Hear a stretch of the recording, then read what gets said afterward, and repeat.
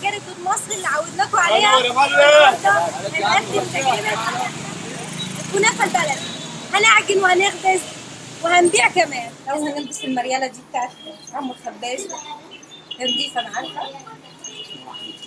اسمه احمد، ومعانا الزنتات دي عشان نعجن بيها عشان صحه المواطنين. طبعا كوبايتين ميه بارده عادي، يعني مش سخنه ولا حاجه، يعني حتى احنا ممكن نعملها بقى في بيوتنا، مش بس العمو بتاع الكنافه البلدي ولا الحاجات دي، لا احنا نعملها ميه بارده اللي هي نضيفه.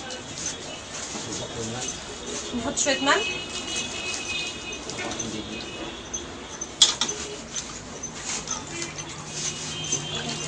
وهنحط طبقين دي، يعني كوبايتين الميه معهم طبقين دي.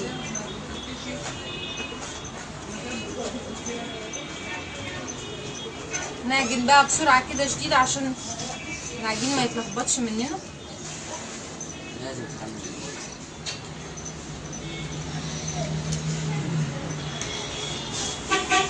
تجربه جميله وسهله قوي يا جماعه، يعني كل ما نحتاج، لانها بتحتاج العجينه تبقى خفيفه قوي، كل ما نحتاج ميه كمان يعني نزود ميه، مفيش مشكله لحد ما نحس انها بقت خفيفه ومظبوطه يعني. اهي سايله.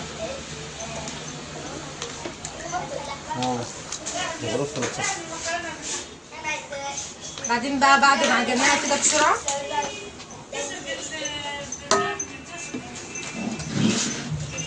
هنبتدي نصفيها بمصفى.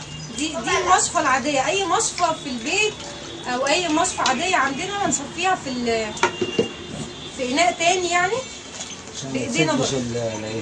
ده علشان هي لازم تبقى سايله وتنزل من الحاجه اللي بنصب بيها دي، يعني اللي بيسموه الكوز يا جماعه. بنصفي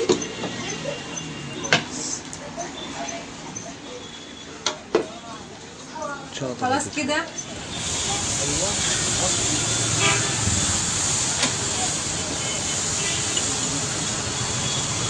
والله بنتصور والله.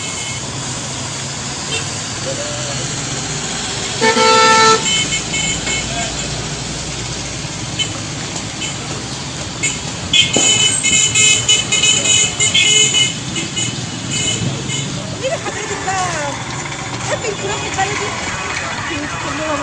تيجي تشتريها على طول في رمضان. البلدي يوصل يعني. البلدي يوصل صحيح. عايزة كام كيلو بقى؟ عايزة 5. 5 كيلو؟